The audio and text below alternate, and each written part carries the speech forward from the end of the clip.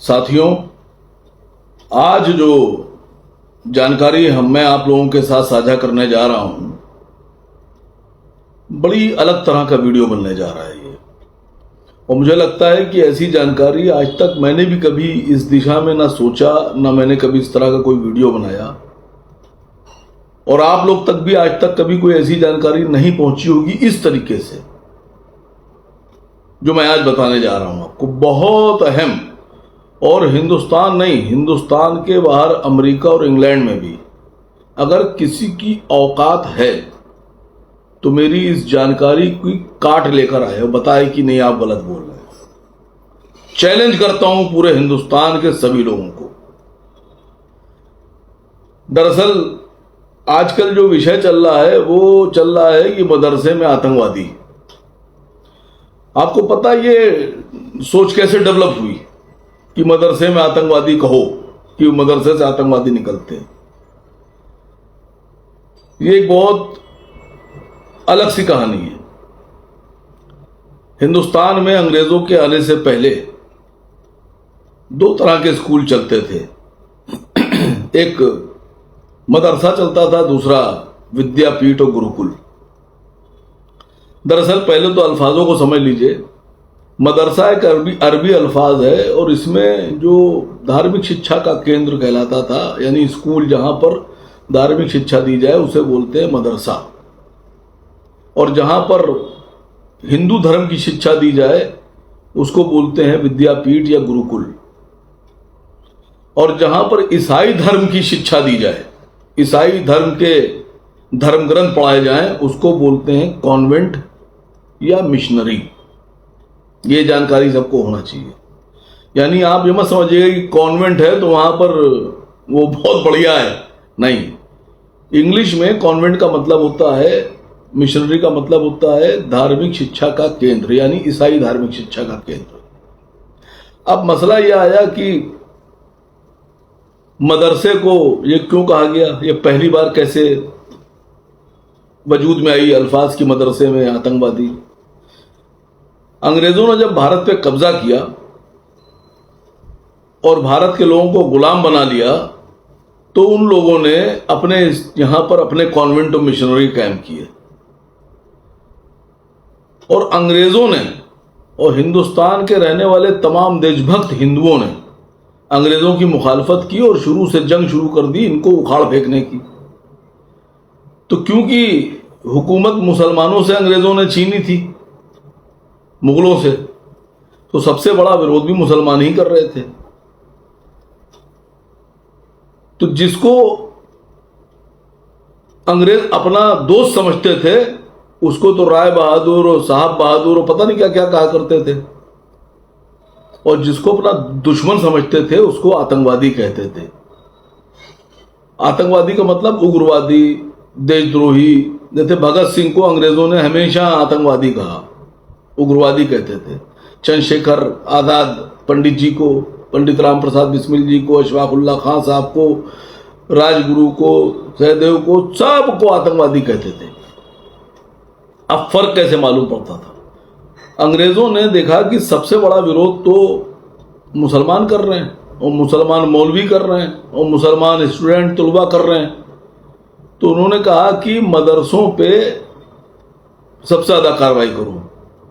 तो ये जब बात सामने आई तो आज़ादी की जंग में 50,000 से ज़्यादा मौलवियों ने और मदरसे के छात्रों ने, यानी तलबाओं ने, स्टूडेंट्स ने अंग्रेज़ों के मुखालफत करते हुए फांसी को फंदे को चूमा और अपने गले में डाल लिया। अब अंग्रेज़ के जो दोस्त थे, जो अंग्रेज़ों के दोस्त थे, वो मदरसे के लोगों को आतंकवादी वो भी कहते थे, क्योंकि वो लाठी लेकर और खाकी नेकर पहनकर अंग्रेजों के लिए काम कर रहे थे। नहीं, गलत। खाकी नेकर से मेरा मतलब अभी समझिएगा, अंग्रेजों की जो फौज थी, जो पुलिस थी, उसकी वर्दी थी खाकी नेकर और हाथ में लाठी। मैं इसमें डालूंगा video. The legend of Bhagat Singh या भगत सिंह करके जो फिल्में आई हैं, उनमें आप देखिए कि जो डायरेक्टर ने फिल्म में अंग्रेजों की पुलिस दिखाई है, वो हाफ पैंट पहने हैं खाकी रंग की। अंग्रेजों के, अब भाई जो आदमी नौकरी दे रहा है सिपाहियों को, वर्दी दे रहा है, तो उन सिपाहियों के लिए अंग्रेज तो पापा हो गए, पिताजी। तो अब अगर पापा किसी को आतंकवादी कह रहे हैं तो बेटा तो अपने आप बोलेगा कि नहीं बोलेगा। अब धीरे धीरे वो चीज डेवलप होने लगी, लेकिन लोगों को यह नहीं पता है कि जिस मदरसे में आतंकवादी बताया जा रहा है, उसी मदरसे ने भारत को अपना पहला राष्ट्रपति दिया, डॉक्टर राजेंद्र प्रसाद। डॉक्टर राजेंद्र प्रसाद जी मदरसे के पढ़े हुए थे। राजा राम मोहन राय, जो उस वक्त के बहुत बड़े समाज सेवक, जिनका नाम इतिहास में दर्ज है, वो भी मदरसे के पढ़े हुए थे। और हमारे देश के बहुत बड़े साहित्यकार, जिन्होंने न जाने कितने उपन्यास और किताबें लिख दी, मुंशी प्रेमचंद्र, वो भी मदरसे के पढ़े हुए। हमारे देश को जिसने मिसाइल युक्त किया, जो पूरी दुनिया में मिसाइल मैन के नाम से जाना जाता है, एपीजे अब्दुल कलाम, वो भी मदरसे के प्रोडक्ट हैं, वो भी मदरसे से पढ़े हुए हैं। अब मसला ये है कि अंग्रेजों को मदरसे में आतंकवादी दिखते थे, देशद्रोही दिखते थे, और भारतीयों को मदरसे में अंग्रेजों के दुश्मन दिखते थे।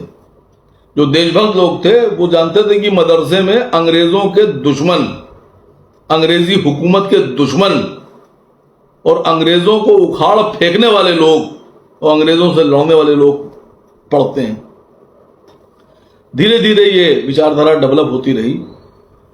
अंग्रेज अपने सिपाहियों को जो खाकी नेकर पहनते थे, उन्होंने ताक में लगा दिया कि मदरसे के जो लोग हैं उनके पीछे लग जाओ, जो आज़ादी के मत वाले उनके पीछे लग जाओ, जो क्रांतिकारी हैं उनके पीछे लग जाओ, मतलब अंग्रेजों की नज़र में जो उग्रवादी हैं। फिर धीरे धीरे अंग्रेजों ने बहुत से अनुषांगिक संगठन बनाए। तो अब अनुषांगिक संगठन जो थे अंग्रेजों के, वो सरकार के लिए काम करते थे। तो अब उन संगठन के लोगों को पहचाना कैसे जाए, क्योंकि मदरसे की अगर यूनिफॉर्म उस जमाने में चलती थी, जो मदरसे वाले पहनते थे, या जो लोग भारतीय क्रांतिकारी थे उनकी यूनिफॉर्म अलग होती थी, वो लोग अलग लोग थे। तो अंग्रेजों ने अपने अनुषांगिक संगठन के लोगों को अपने सिपाहियों जैसी यूनिफॉर्म बना दी कि आप ये पहनिए, पहचान में आ जाएगा कि आप हमारे ही संगठन के लोग हैं। फिर धीरे धीरे मदरसे के लोगों को ये लोग रोक नहीं पाए, और भारत के जो क्रांतिकारी मानसिकता के लोग थे, जो देशभक्त लोग थे, अंग्रेज उनसे डर गए। भगत सिंह को फांसी चढ़ाने के बाद, चंद्रशेखर जी को पार्क में गद्दारी से घेरने के बाद, बिस्मिल साहब को फांसी पे चढ़ाने के बाद, अशफाकुल्लाह साहब को फांसी पे चढ़ाने के बाद भी जब हिंदुस्तान में क्रांति का रथ नहीं रुक पाया, तो अंग्रेजों ने फिर देश से जाने का मन बनाया कि यहां से भागो, वरना यहां तो कुछ सुरक्षित नहीं है और यहां से सब उखाड़ फेंका जाएगा। तो आपको पता है, जब भारत से अंग्रेजों ने कूच किया इंग्लैंड की तरफ, ओरिजिनल अंग्रेज, यहां वाले नहीं, जो इंग्लैंड वाले अंग्रेज थे, स्कॉटलैंड वाले अंग्रेज थे, पोलैंड वाले, हॉलैंड वाले, जो भी थे, तो जब अंग्रेज यहां से गए तो उस वक्त हमारे भारत की आबादी थी लगभग 39 करोड़, लगभग 39 करोड़ सीआर, और जो अंग्रेज यहां से गए थे उनकी तादाद 1 लाख कुछ हजार थी। यानी आप 1,15,000, 10,000 मान लीजिए। अब 1,10,000, 15,000 अंग्रेज 39 करोड़ हिंदुस्तानियों पे हुकूमत कैसे कर रहा था? हिंदुस्तान के गद्दारों की वजह से। जो भारत के गद्दार उनसे मिल गए थे और उनकी दी हुई वर्दी पहनते थे, यानी हाथ में लाठी लेते थे या बंदूक लेते थे, और खाकी नेकर पहनकर उनके सिपाही जो सड़कों पर क्रांतिकारियों की ताक में, शिकार की ताक में लगे रहते थे, उनकी वजह से। वरना आप सोचिए कि 39 करोड़ पर 1 लाख आदमी कैसे राज कर सकता है? नहीं कर सकता। फिर देश आजाद हो गया। लेकिन उन्होंने कसम ली थी अपने लोगों से, अपने सिपाहियों से जिनको वो तनख्वाह देते थे, और ये कहा कि हम तो जा रहे हैं लेकिन मदरसे में आतंकवादी पैदा होते हैं ये कहते रहना, ये कहते रहना। तो पापा कह के गए थे, तो पापा की बात कैसे टाली जा सकती है।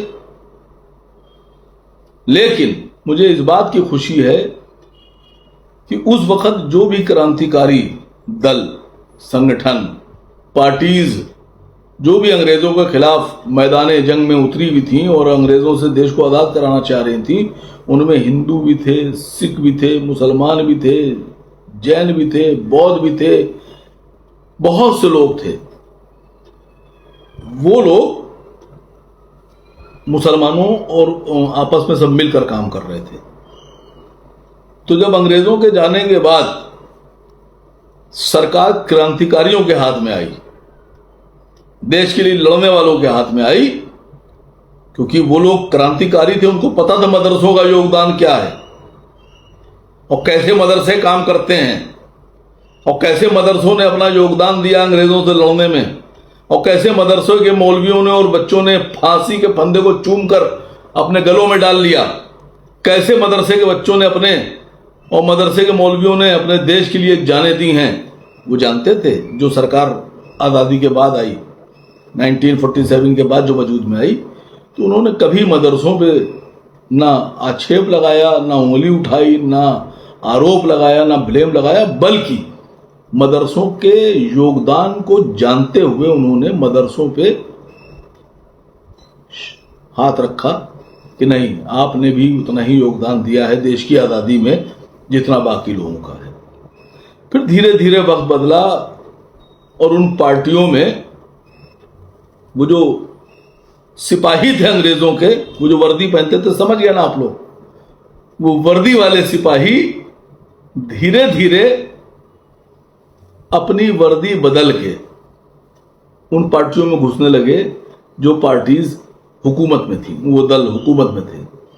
फिर उन्होंने अपनी मानसिकता को फिर से उजागर किया जो पापा बता गए थे कि मदरसे के ऊपर कभी मौका मिल जाए तो हमला कर देना, आतंकवादी, उग्रवादी।